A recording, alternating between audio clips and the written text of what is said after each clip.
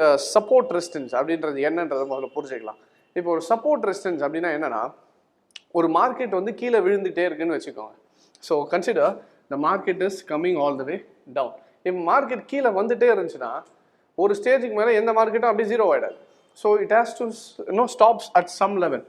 அந்த லெவல் தான் we call it as support. And அதே மாதிரி ஒரு மார்க்கெட் வந்து மேலே ஏறிட்டே இருக்கு. அது ஏறும்போது ஒரு இடத்துல வந்து அதை தடுத்து நிறுத்தணும். என்னன்னா மேலே போக விடாத அளவுக்கு there should be a stop to it.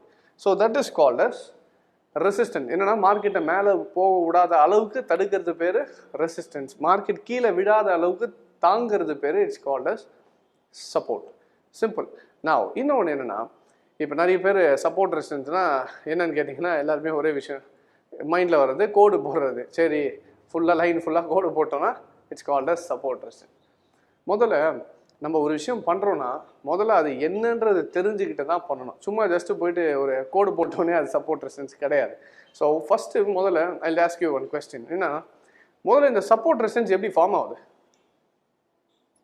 நம்ம கோடு போடுறதுனால ஃபார்ம் ஆகுறது இல்லை, எப்படி ரியலாக ஃபார்ம் ஆகுது? ஏன் ஒரு ப்ரைஸில் வந்தோடனே மார்க்கெட் சப்போர்ட் எடுக்குது, இல்லை ஏன் ஒரு ப்ரைஸுக்கு கிட்ட போகும்போது ரெசிஸ்டன்ஸ் எடுக்குது? என்னைக்காவது யோசிச்சு பார்த்துருக்கீங்களா? Why does the market form support and resistance? Any idea? சரி, in case தெரியலனா I'll teach you that. So now let's see what is really forming a support and a resistance. என்னன்னா it's not about the lines. என்னன்னா நிறைய பேருக்கு okay இந்த இடத்துல support இருக்கு, அடுத்த திருப்பி இந்த ப்ரைஸ் வந்துச்சுன்னா இந்த ப்ரைஸ்ல இருந்து மார்க்கெட் பை ஆகும். இது வந்து we call it as support. முதல்ல இந்த இடத்துல ஏன் ப்ரைஸ் ஃபார்ம் ஆச்சு, அடுத்தது ஏன் இந்த இடத்துல ப்ரைஸ் ஃபார்ம் ஆச்சுன்றது தெரியவே இல்லாமல் என்ன பண்ணிட்டு இருப்போம்னா அது சப்போர்ட்டுன்ற என்ன சொல்கிறது கண்மூடித்தனமாக அந்த இடத்துல சப்போர்ட்டுன்னு பிலீவ் பண்ணிட்டு இருப்போம். ஆனால் முதல்ல அது ஏன் சப்போர்ட்டாக ஃபார்ம் ஆகுதுன்னு தெரியல. So why it is forming as a support is it is because of human emotions. முதல்ல நம்ம கிளியராக புரிஞ்சுக்கிறோம். என்னன்னா why does a support form and why does a resistance form? ஏன்னா it is because of human emotions. புதுசாக இருக்கா? என்னது இது ஹியூமன் எமோஷன்ஸ் அப்படின்னா? நான் கன்சிடர் திஸ். என்னன்னா லெட்ஸ் சே ஒரு மார்க்கெட் வந்து இப்போ இப்படி வச்சுக்கலாமே. Yeah one second.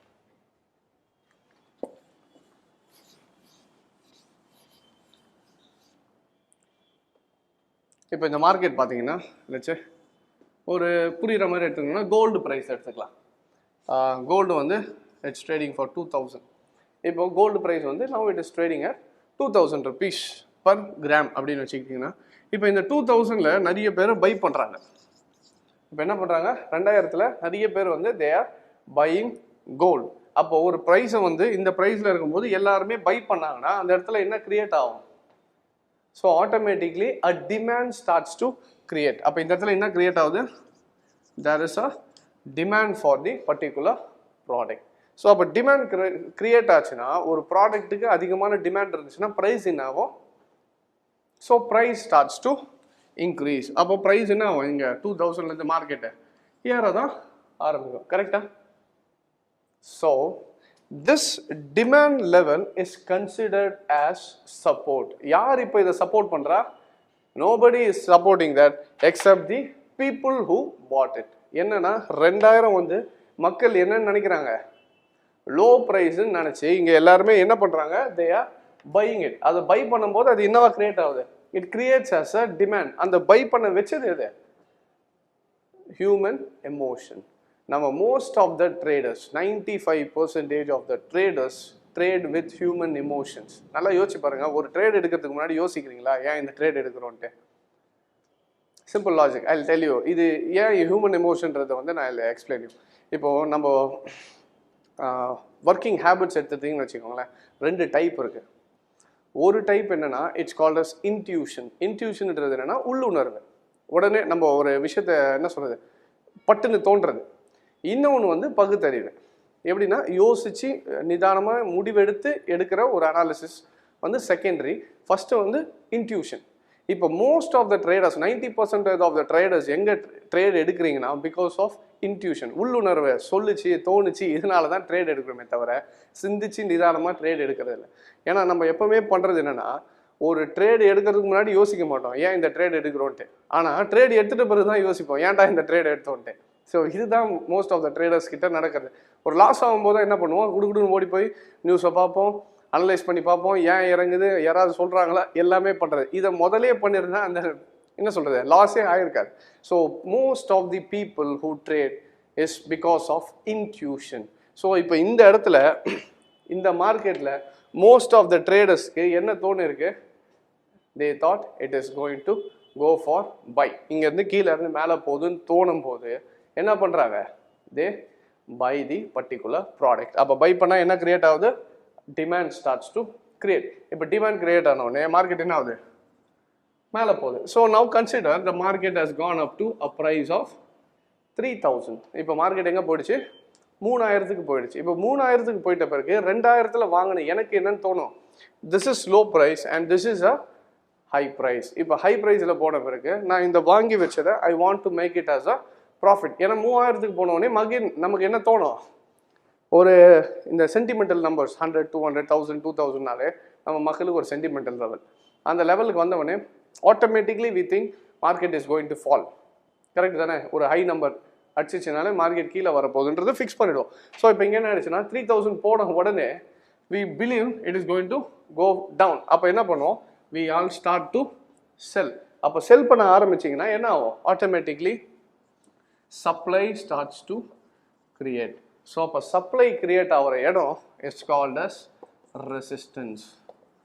இப்போது மார்க்கெட்டை அந்த ப்ரைஸுக்கு மேலே போக விடாமல் அளவுக்கு தடுத்தது யார் இங்கே, ஸோ மக்கள் தான். மக்கள் என்ன பண்ணுறாங்க, இந்த இடத்துக்கு போனவருக்கு ஹை ப்ரைஸ்ன்னு நினச்சி விற்க ஆரம்பிச்சிட்டாங்க. இப்போ விற்க ஆரம்பிச்சிங்கன்னா என்ன ஆயிடுச்சு, சப்ளை அதிகமாகிடுச்சு. சப்ளை அதிகமாக இருந்துச்சுன்னா என்ன ஆகும், product price starts to fall. So that area becomes as resistance. So இப்போ இங்கே வாங்கினவர் இங்கே வித்துட்டார்.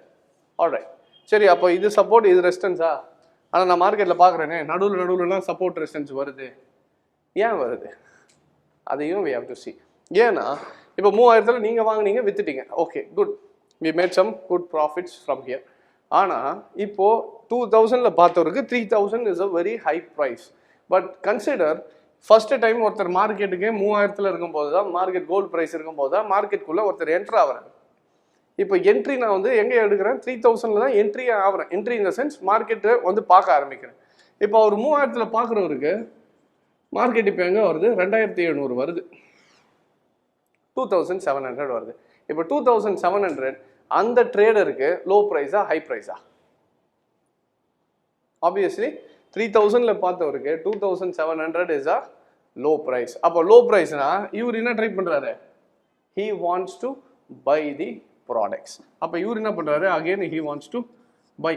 ஸோ நிறைய பேருக்கு ஓகே, ஒருத்தர் பை பண்ணால் பை ஆகுமா, கண்டிப்பாக கிடையாது. என்னன்னா அதுதான் முதலே சொன்ன பாருங்க, வி டிபெண்ட் ஆன் இன்ட்யூஷன், உள்ளுணர்வை வச்சு தான் ட்ரேட் பண்ணுறது. நம்ம ஒருத்தருக்கு தோன்ற மாதிரி தான் பார்க்குற நிறைய பேருக்கு தோணும். 3000ல் வரும்போது பார்த்தவங்களுக்கு 2700 வரும்போது நம்ம எப்படின்னா ஜஸ்ட் ஒரு ஆளை நம்மளை மட்டுமே தான் ட்ரேடிங்கில் பார்க்குறோம். ஏதோ நம்ம ஒருத்தர் தான் ட்ரேட் பண்ணுற மாதிரி. பேன் இண்டியாவில் 2% ஆஃப் தி பேன் இண்டியாவில் 2% வந்து இந்தியாவில் ட்ரேட் பண்ணிட்டு இருக்காங்க. அதில் எவ்வளோ பேருக்கு உங்களுக்கு தோன்ற மாதிரி இந்த 2700ல் பை எவ்வளோன்னு தோணி இருக்கும். Getting it? ஸோ அந்த இன்ட்யூஷனால தான் most of the people start to buy. அப்போ பை பண்ணால் என்ன அவங்க கிரியேட் ஆகும், டிமாண்ட் ஸ்டார்ட்ஸ் டு கிரியேட். இப்போ இங்கே டிமாண்ட் கிரியேட் ஆகிடுச்சுன்னா அகெயின் மார்க்கெட் என்ன ஆகும், again it starts to rice. இப்போ எக்ஸாம்பிள் 3000 மறுபடியும் மார்க்கெட் போயிடுச்சு, எங்கே போயிடுச்சு, மறுபடியும் 3000 போகுது. அப்போ 3000ல் பார்த்தவருக்கு 2700 லோ ப்ரைஸாக இருந்துச்சு, அங்கே பை பண்ணார். மறுபடியும் மார்க்கெட் எங்கே போயிடுச்சு, 3000 போன உடனே இப்போ என்ன தோணும், எப்போ 3000 வந்துடுச்சு, எல்லாத்தையும் வித்துடலாம். இப்போ இங்கே வாங்கினவர் இங்கே செல் பண்ணிட்டாருன்னா அகெயின் இந்த இடத்துல என்ன ஆயிடுச்சு, it forms some kind of supply. சப்ளைன்றது என்னென்னா it forms as a resistance. So அப்போ ரெசிஸ்டன்ஸ் ஃபார்ம் ஆகிட்ட பிறகு இதனால என்ன ஆகுது, எல்லாத்தையும் விற்க ஆரம்பித்தோடனே சப்ளை கிரியேட் ஆனோடனே market again it starts to fall. இப்போ ஃபாலோ ஆகிட்டு இருக்கும்போது வாட் ஹேப்பன்ஸ் இஸ், இதில் இன்னும் ஒரு விஷயம் என்ன நம்ம புரிஞ்சுக்கணும்னா, major institutional players buy at the bottoms and tops in the market. மார்க்கெட்டில் மூவ் பண்ணுற ஒரு பெரிய பெரிய இன்ஸ்டிடியூஷன்ஸ் எங்கே இருப்பாங்கன்னா, they will buy at low and sell at high. இப்போ பை அட் லோனா ஒரு மேஜர் பாட்டம்லையும் மேஜர் ஹைஸ்லையும் தான் they will be trading it most of the institutions. இந்த இடத்துலலாம் வந்து மேஜர், இதுக்காக தான் we call it as major support and major resistance. இதெல்லாம் வந்து ஏன் ஃபார்ம் ஆகுதுன்னா this is because of human emotion. அதனால தான் we call it as minor supports and minor resistance. புரியுதா? So minor supports and minor resistance. அப்போ எது இங்கே இதெல்லாம் ஃபார்ம் பண்ண வைக்கிறது எது? இது எல்லாத்துக்குமே reason is because of traders who believe. என்னன்னா மக்கள் எதை நம்புறாங்களோ அதுதான் பண்ணாங்க. What we think is what we do. நம்ம என்ன யோசிக்கிறோமோ அது மாதிரி தான் நம்ம நடக்கிறோம். அதே மாதிரி தான் நமக்கு தோன்றதுனால தான் நிறைய பேர் இங்கே என்ன பண்ணுறோம், we all go for a buy or a sell. So அதனால தான் the support and resistance starts to form. புரியுதா? ஏன் சப்போர்ட் ரெசிஸ்டன்ஸ் ஃபார்ம் ஆகுதுன்னே நிறைய பேருக்கு தெரியல. சப்போர்ட் ரெசிஸ்டன்ஸ்னால் நமக்கு என்னென்னா ஓகே கோடு போடுறது, ஒரு கோடு போட்டால் that is support and resistance. See, line is not a support resistance. It is based upon human emotions. ஒரு இடத்துலயும் யார் இருக்கா? Traders with their emotion buy and sell பண்ற இடம் தான் it is forming as support and resistance. புரியுதா? This is how a support resistance gets formed. So இப்போ நம்ம என்ன பண்ணலாம்னா இதை போய் ஒரு லைவ் மார்க்கெட்டில் பார்க்கலாம். ஒரு மார்க்கெட்டில் வந்து எப்படி ஹிஸ்டாரிக்கலாக சப்போர்ட் ரெசிஸ்டன்ஸ் ஃபார்ம் ஆகுதுன்றது we'll see it in live charts. Alright guys, so இப்போ பார்த்தீங்கன்னா நம்ம we're going to see some live charts on how does the support and resistance work.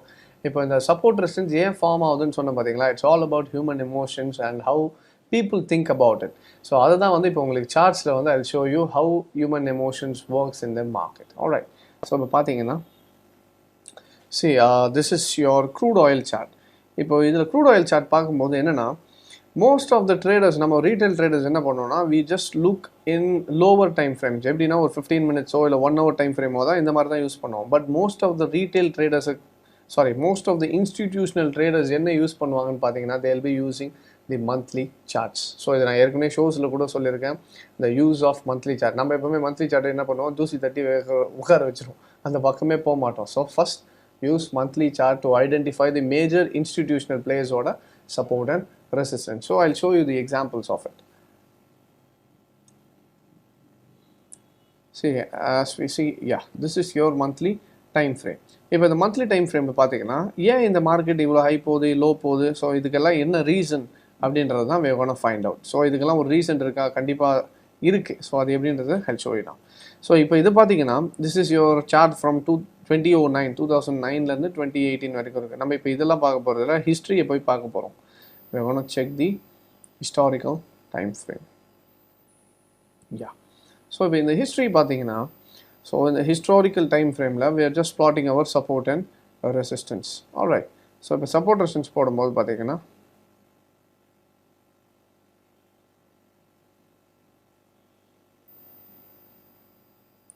okay, so we have plotted the support and resistance in the year of I think this is 1984 to 1985, 86 and 2090. So இப்போ பார்த்தீங்கன்னா almost ஒரு 30 இயர்ஸ்க்கு முன்னாடி வந்து we have plotted support resistance. சரிதா? இங்கே ஒரு support போட்டோம், support, then we had a resistance over here and then we had the resistance. So just இது ஒரு சப்போர்ட் ரெசிஸ்டன்ஸ்னால் என்னன்றது, ஒரு பீக்ஸ் அண்ட் டாப்ஸ் வந்து எப்படி ஒர்க் ஆகுது. ஸோ இந்த ஏரியாவில் வந்து ஒரு 30 வருஷத்துக்கு முன்னாடி ஹியூமன் எமோஷன்ஸ் எப்படி ஒர்க் ஆகிருக்குன்னா இந்த லெவல்லாம் வந்து they are thinking this was low price, அதனால தான் இங்கேருந்து மார்க்கெட் ஏறி இருக்கு. அங்கே ஏறின உடனே என்ன ஆயிடுச்சு மார்க்கெட், ஸோ இந்த இடத்துல வந்து they thought this is high price, அதனால் வித்துட்டாங்க. அங்கேருந்து மார்க்கெட் கீழே வந்து again around $10 people started to react. என்ன பண்ணியிருக்காங்க, they started to buy the products. என்னென்னா க்ரூட் ஆயில் அந்த இடத்துல லோ ப்ரைஸ்ன்னு நினச்சி they started to buy it. அதே மாதிரி திருப்பி $40 they started to sell it. இதில் தான் இன்ஸ்டிடியூஷனல் பாயிண்ட்ஸ் லோவில் வாங்கிட்டு அண்ட் ஹையில் their selling it, getting it. So இப்போ இது ஓகே, 30 வருஷத்துக்கு முன்னாடி நம்ம இதெல்லாம் பார்த்தோம், எவ்ரி திங் இஸ் ஃபைன். இப்போ இதை வந்து will check it in our current time frame, how does it work. So இப்போ பார்த்தீங்கன்னா இது வந்து 2000 இப்போ கரண்ட் மார்க்கெட் வரைக்கும் வந்தாச்சு. நான் I'll change it to candlesticks. இப்போ பார்த்தீங்கன்னா இந்த லைன்ஸ் போட்டிருக்கோம் பார்த்தீங்கன்னா, இந்த ரெட் லைன்ஸ் எல்லாமே நம்ம ஒரு 30 இயர்ஸுக்கு முன்னாடி யூஸ் பண்ண ஒரு சப்போர்ட் ரெசிஸ்டன்ஸ். ஆனால் அந்த சப்போர்ட் ரெசிஸ்டன்ஸ் எங்கெல்லாம் ஒர்க் ஆகிருக்குன்னு பார்த்தீங்கன்னா 2008 ஃபினான்ஷியல் மார்க்கெட் க்ரைசிஸ் தெரியுதா, அந்த க்ரைசிஸோட எண்டு எங்கே வந்து முடிஞ்சிருக்கு தெரியுதா, எக்ஸாக்ட்லி நியர் தி சப்போர்ட். இந்த சப்போர்ட் எங்கே, ஏதோ ஒரு சப்போர்ட்டு நம்ம ஆல்மோஸ்ட் 2000 வந்த சப்போர்ட்டு 2000 8லையும் it was acting as a support. இந்த இடத்துல ரெசிஸ்டன்ஸை ஆக்ட் பண்ணது, now it acted as a support. Same scenario 2016 உங்களுக்கு மறுபடியும் க்ரூட் ஆயில் வந்து என்ன ஆயிடுச்சு, ஓவராலாக மார்க்கெட் ஸ்டார்டட் டு ஃபால். தெரியுதா? அந்த ஃபாலுக்கு அப்புறம் மார்க்கெட் எந்த இடத்துல போய் ஸ்டாப் ஆகிருக்கு தெரியுதா? இங்கே ஒரு கேண்டில் தெரியுது பார்த்தீங்களா? கரெக்டாக எக்ஸாக்டாக எங்கே போய் ஸ்டாப் ஆகிருக்கு? You can zoom in and show it. இந்த 26.31 that is your overall support. எந்த வருஷம் வந்த சப்போர்ட் அது? I think it was almost 26.31. 1985 வந்த ஒரு சப்போர்ட்டு உங்களுக்கு எந்த வருஷம் இங்கே யூஸ் ஆகிருக்கு? 2016. That is almost 30 years. I think 30, right? 9505. So almost 35 years கழிச்சு மார்க்கெட் எங்கே வந்து சப்போர்ட் எடுத்திருக்கு? Same level of support. பார்க்குறதுக்கு ஆச்சரியமாக இருக்கலாம், but this is the fact, this is the truth of it. Market எக்ஸாக்டாக 30 வருஷம் கழிச்சு ஏன் அதே 26 ரூபா 31 சென்ட்டில் மேலே போயிருக்குன்னு என்னைக்காவது யோசிச்சிருக்கீங்களா? Why does it go up? The thing is, it's all about human emotions. நம்ம என்ன நினைக்கிறோன்னா, ஓகே நமக்கு ஒரு 80 வருஷத்துக்கு முன்னாடி ட்ரேட் பண்ணியிருந்தாங்கன்னா they were all greatest traders in the market. அந்த மாதிரி ஒரு கான்செப்ட்டுக்கு வந்துட்டோம். என்னென்னா நம்ம ஒரு 68 இயர்ஸ்க்கு முன்னாடி பார்த்தீங்கன்னா நம்ம பெரிய ட்ரேடர்ஸ் தான் யாரை சொல்லுவோம், டக்குன்னு நம்ம பெரிய பெரிய ட்ரேடர்ஸ் அந்த டைமில் இருக்கவங்கள்ட்ட என்னென்னா, we were thinking about Jesse Livermore, one of the greatest trader. Okay 1920s Jesse லிவர் மாதிரி ஒரு பெரிய ட்ரேடர், ரிச்சர்ட் விக்காஃபாக இருக்கட்டும், வில்லியம் டெல்பல் கேனாக இருக்கட்டும், இந்த மாதிரி நிறைய பெரிய ட்ரேடர்ஸ்லாம் இருந்தாங்க. ஸோ நம்ம எடுத்த உடனே மைண்ட் செட் என்னென்னா, அவங்கள தான் பார்ப்போமே தவிர இருந்த ரீட்டைல் ட்ரேடர்ஸை விட்டுருவோம். என்னென்னா நம்ம எப்போவுமே ஒரு பெரிய ஒரு பொருளை மட்டும் தான் பார்க்க ஆரம்பிப்போமே தவிர சின்ன விஷயம், சின்ன டீட்டெயில்ஸை மிஸ் பண்ணிவிடும். இந்த வாட் ஹேப்பன்ஸ், இப்போ ஒரு சின்ன எக்ஸாம்பிள் சொல்கிறேன். இன்றைக்கி கிரேட்டஸ்ட் ட்ரேடர் ஆர் இன்வெஸ்டர்னால் யாரை சொல்லுவோம்? So everybody it's obvious, Warren Buffett. எல்லாருமே என்ன சொல்கிறோம்? வாரன் பஃபெட் தான் one of the greatest trader in 20th centuryன்றோம். இன்னிலேருந்து ஒரு 100 வருஷம் தள்ளி போயிடுங்க. 100 வருஷத்துக்கு கழிச்சு போயிட்டீங்கன்னா அன்னைக்கு பார்க்குறவங்க 100 வருஷத்துக்கு பேக்கில் யார் கிரேட்டஸ்ட் ட்ரேடர்னா யாரை சொல்லுவாங்க? Warren Buffett. அப்போ என்ன சொல்லுவாங்கன்னா, 2000 ட்ரேட் பண்ண எல்லாருமே 2000, 2010, 20 ட்ரேட் பண்ணவங்களாம் பெரிய ட்ரேடர்ஸ். அந்த டைமில் இருந்தால் வாரன் பஃபெட் அந்த மாதிரி ஆளுங்களை பார்த்துட்டு என்ன பண்ணுவாங்க, இன்ஸ்பிரேஷன் எடுத்துக்கிட்டு அவங்களாம் பெரிய ட்ரேடர்ஸ், அந்த மாதிரி நம்ம ட்ரேட் பண்ணணும்னு நினச்சி அன்றைக்கி ரீட்டைல் ட்ரேடர் ட்ரேட் பண்ணிட்டு இருப்போம். ஆனால் நமக்கு தான் தெரியும் நம்ம என்ன பண்ணிட்டு இருக்கோன்ட்டு. நம்ம ரெகுலராக எப்பவும் போல் நம்ம ரீட்டைல் ட்ரேடர்ஸ் டெய்லி ட்ரேட் எடுக்கிறது, லாஸ் பண்ணுறது, ஏன் ட்ரேட் எடுத்தோன்னே தெரியாமல் ட்ரேட் பண்ணி we are losing it. ஆனால் 100 வருஷம் கழித்து பார்க்குறவனுக்கு எப்படி தெரியும்? வாரன் பஃபெட் தான் கண்ணுக்கு தெரிவாரே தவிர சின்ன ரீட்டைல் ட்ரேடர்ஸ் இங்கேயும் உட்காந்து லாஸ் பண்ணுறன்றத டீட்டெயிலை வேல் ஸ்கிப் இட். அதே மாதிரி தான் நம்ம இன்றைக்கி எப்படி பார்த்துட்டோம்னா, 100 வருஷம் முன்னாடி பார்த்தோன்னா முதல்ல எடுத்தோன்னே ஜெஸ்ஸி லிவர்மோர் ஓகே பெரிய ட்ரேடர், அந்த காலத்தில் இருந்தவங்கலாம் தேர் ஆல் வெரி பிக் ட்ரேடர்ஸ்ன்னு தான் ஃபிக்ஸ் பண்ணுறோமே தவிர we are leaving the point. அங்கேயும் ரீட்டைல் ட்ரேடர்ஸ் இருந்தாங்க, அந்த டைம்லையும் பீப்புள் வேர் லூசிங் மணி. ஏன் இந்த $26 அன்னைக்கு எடுத்த சப்போர்ட்டு திருப்பி 2016 30 வருஷம் கழிச்சு எடுத்த சப்போர்ட்னா only because of human emotions. First of all bear that in mind. ஒரு பாயிண்ட் மட்டும் நோட் பண்ணிக்கோங்க. தேர் இஸ் அ கோட், என்னன்னா, time changes but people never change. என்ன அதுக்கு மீனிங் என்னன்னா, காலங்கள் தான் மாறிக்கிட்டே இருக்கே தவிர மக்கள் என்றைக்குமே மாறுறதில்லை. அதுவும் இந்த ட்ரேடிங் வேர்ல்டில் சுத்தம் யாருமே மாறுறதில்லை. எப்படின்னா, 80 வருஷத்துக்கு 100 வருஷத்துக்கு முன்னாடி ஒரு ட்ரேட் எடுத்தால் தான் எப்படி எடுத்திருப்பார்? அவரும் நம்ம இன்ட்யூஷன் எப்படி இன்னைக்கு உள்ளன்னு காமிச்சு எடுத்தோமோ அதே மாதிரி தான் 80 வருஷத்துக்கு முன்னாடி ஒரு ரீட்டைல் ட்ரேடரும் அதே மாதிரி தான் எடுத்திருப்பார். அவரோட இன்ட்யூஷன் என்ன சொன்னமோ பை பண்ணியிருப்பார். ஸோ அன்னைக்கு இருந்த ஒரு இன்ஸ்டிடியூஷனல் பிளேயர்ஸ் எங்கே மேஜர் லோஸ் மேஜர் ஹைஸ்ன்னு எடுத்தாங்களோ காலகாலமாக மேஜர் பிளேயர்ஸ் எல்லாருமே தெளிவாக தான் பையிங் அண்ட் செல்லிங் ப்ரைஸஸ் எடுத்துகிட்டு இருக்காங்க. நம்ம தான் என்ன பண்ணுறோம், நடுவில் பூந்து காலியாக வருது. So we need to know why support resistance forms. இப்போ புரியுதா ஏன் சப்போர்ட் ரெசிஸ்டன்ஸ் ஃபார்ம் ஆகுதுன்ட்டு? Support resistance forms because of human emotions. அந்த ஹியூமன் எமோஷன்ஸ்லையும் மேஜராக மூவ் ஆகிறதுக்கு reason is because of institutional players. அவங்களோட ட்ரேடிங் செட்டப்ஸ் பக்காவாக இருந்தால் தான் மார்க்கெட் என்ன ஆகும்னா பெரிய லெவலில் பூம் ஆகும் with the help of retail traders. அப்போ தான் டிமாண்ட் கிரியேட் ஆகும், இல்லை மேலே இருந்து சப்ளை கிரியேட் ஆகும். This is one example. I will show you some other examples too. இப்போது சம் இதர் எக்ஸாம்பிள்ஸ் இப்போ இது பார்த்தீங்கன்னா பேங்க் ஆஃப் பரோடா. இது நம்ம இந்தியன் மார்க்கெட்டே பார்ப்போமே. இப்போ இது பார்த்தோன்னா நார்மல் சார்ட் மாதிரி தான் தெரியுது. Okay, this is a normal chart. இப்போ இந்த நார்மல் சார்ட்டில் பார்த்தீங்கன்னா இப்போ நான் இதில் சப்போர்ட் ரெசிஸ்டன்ஸ் ப்ளாட் பண்ணேன்னா 2008 ஒரு பீக் போச்சு மார்க்கெட், கரெக்டாக? So 2008 market has gone up to a high peak. So 2008 என்ன ஆயிடுச்சு, this was acting as a resistance. தெரியுதா? 2008 market was acting as a resistance. அப்போது அந்த இடத்துல ஒரு இன்ஸ்டிடியூஷனும் மேஜர் பிளேயர்ஸ் எல்லாமே என்னன்னு நினச்சாங்க, 2008ஓட ஹை இந்த லெவல் தான், தே ஆர் ஃபிக்ஸ்ட் இட். அதனால தான் என்ன பண்ண ஆரம்பிச்சிட்டாங்க, they started to sell the market. Financial crisis அப்போ மார்க்கெட் என்ன பண்ணாங்க, செல் பண்ண உடனே market again it came down. கீழே வந்தது எந்த இடத்துக்கு வந்திருக்கு தெரியுதா? Again it came to a support. எங்கேருந்து மார்க்கெட் ஏறிச்சோ திருப்பி மேஜர் பிளேயர்ஸ் எங்கே எடுத்திருக்காங்க, again it came to the same level of support. அப்போ ஒரு மேஜர் லெவல் எது, இந்த லெவலில் தான் ஒரு மார்க்கெட்டில் என்ன பண்ணியிருக்கு, it has taken a major support. அங்கே இருந்தால் மறுபடியும் என்ன ஆயிடுச்சு, நெக்ஸ்ட் டைம் இப்போ இந்த லோவில் எடுத்தவங்க they will go up. இந்த இடத்துல எடுத்துகிட்டு market has reached a new high. தெரியுதா? So everything forms because of major players and the emotions of the people. இப்போ இதில் இன்னொன்று காமிக்க வேண்டியது என்னென்னா, இது 2008 வந்தது, 7. இது 2013. ஸோ கரெக்டாக மார்க்கெட் எங்கே வந்து சப்போர்ட் எடுத்துருக்கு தெரியுதா? 2007 எங்கே சப்போர்ட் ரெசிஸ்டன்ஸை ஆக்ட் பண்ணிச்சோ, people started to think this is low price. யார் ஒருத்தர் இங்கே வந்து இதை ஹை ப்ரைஸ்ன்னு நினச்சி விற்க ஆரம்பித்தாங்களோ, அதே மாதிரி people started to believe 93 rupees was low price to buy the stock of bank of Baroda. அதனால தான் இந்த இடத்துல எல்லாருமே என்ன பண்ண ஆரம்பிச்சிட்டாங்க, they started to buy the stock. சரி, இது ஓகே, இது ஒரு 7-8 years முன்னாடி. இப்போ கரண்ட் மார்க்கெட் பாருங்கள். கரண்ட் மார்க்கெட் எங்கே இருக்குது இப்போது? Exactly near the same level of support. So 2018 எங்கே வந்திருக்கு மார்க்கெட்? இவ்வளோ தூரத்தில் எங்கே வேணாலும் திரும்பி இருக்கலாம். ஏன் இங்கே வந்து திரும்பிச்சு? The reason is major institutional பிளேயருக்கு எந்த பிளேயர் லெவல் இது, 2007 எடுத்த ரெசிஸ்டன்ஸ், 2013 எடுத்த சப்போர்ட், திருப்பி 2018 சப்போர்ட் எடுத்துருக்கு. ஏன் எடுத்திருக்கு? Because of institutional traders and retail traders, major players வந்து என்ன பண்ணியிருக்காங்க, they thought this is low price and it is a good price to buy the market. So this is why it has taken a support. Alright, so the next பார்த்தீங்கன்னா இப்போ இது பாருங்கள், India புல் housing. இப்போ இதில் ஒரு பெரிய பிரச்சனை என்னென்னா, மார்க்கெட் வந்து it gave a big crash. திடீர்னு மார்க்கெட் வந்து ஃபால் ஆகிடுச்சு. இன்கேஸ் நம்ம அதை முன்னாடியே ப்ரிடிக்ட் பண்ணியிருக்க முடியும்னா definitely we could have predicted it. See, I'll show you.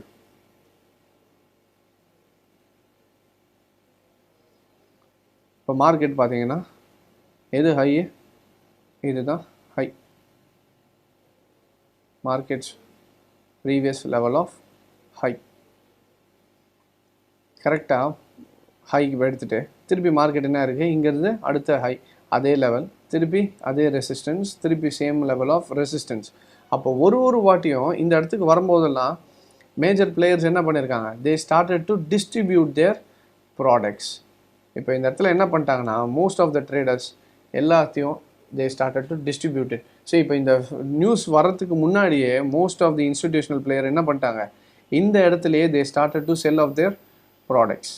இந்த ஒரு ஜோன் இருக்குது பார்த்தீங்களா, இந்த ஒரு ஜோனுக்குள்ளேயே என்ன ஆயிடுச்சுன்னா, most of the majority of the institutional players would have sold their products.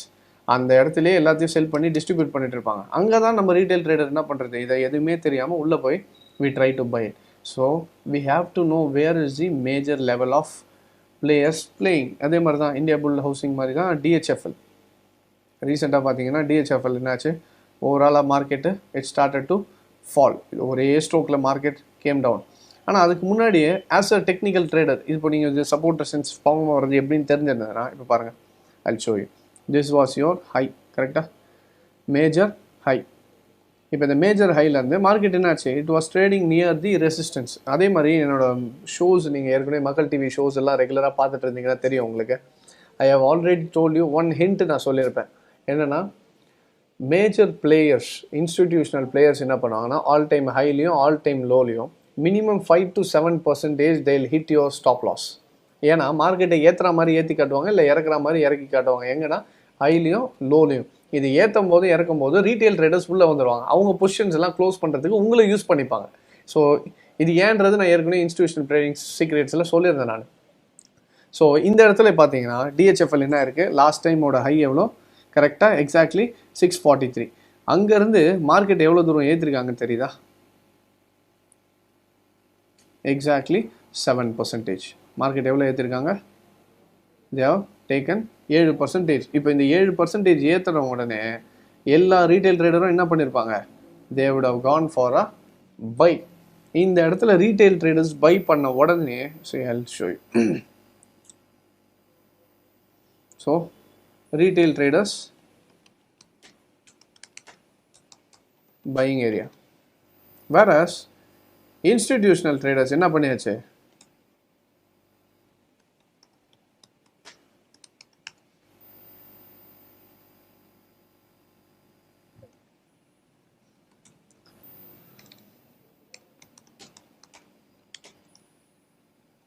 Institution என்ன பண்ணிட்டாங்க?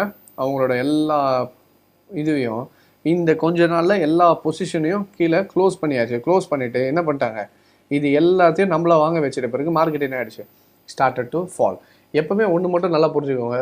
Before any kind of thing happens in the market gives you a structure.